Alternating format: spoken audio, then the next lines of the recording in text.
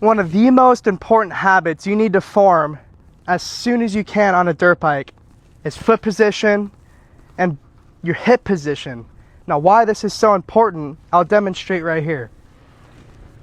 Most riders, and this is very comfortable, you just stand, flat-footed. The pegs are at the middle of your feet. It's very easy to stand on the bike. And when you ride, you'll notice that your knees are naturally more forward, so the weight of your bike is automatically going to be distributed wrong. So, how you fix that is you move your feet back to where you're more on your toes, the ball of your foot.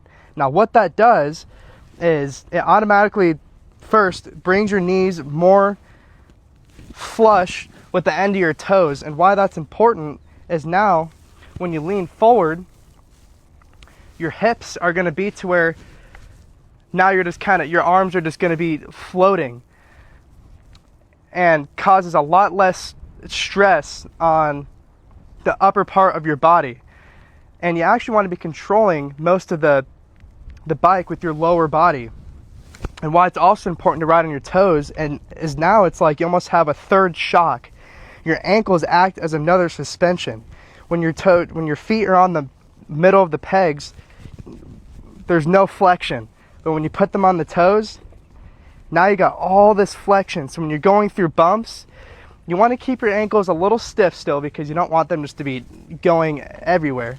But now when you're going through bumps, you'll notice that you'll be taking a lot more hit into your ankles, and actually your suspension will feel a lot better too. It's crazy. And what's really important too is to not let your back roll like this. You want to keep it very straight, almost like you're sticking out your butt. So just imagine like sticking your butt out to make your pants as tight as you can, in a sense.